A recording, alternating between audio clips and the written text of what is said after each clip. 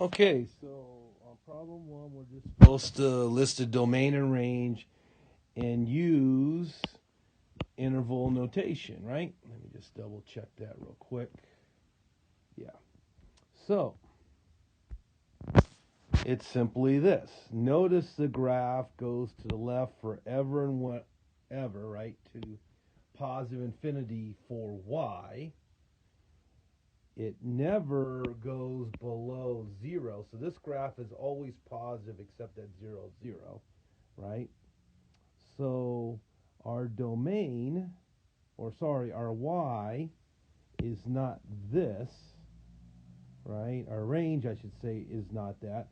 So sorry if I'm misspeaking. Remember, domain is your x values, range is your y values. So I'm going to talk about the y or range values first. So we know the lowest it goes ever for y is 0. So our range is 0 to infinity. Now it includes 0, so we have to be careful, remember, to put a square bracket at 0. But that's the range. It goes from 0 to infinity for y. Now what about the x?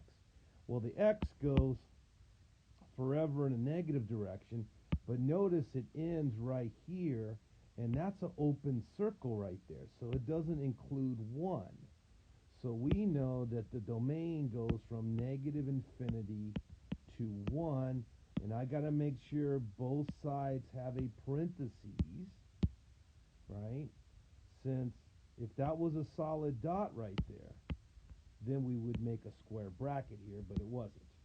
So remember to be careful about your parentheses and square brackets. All right, let's look at the second problem here. Now notice this time our function here,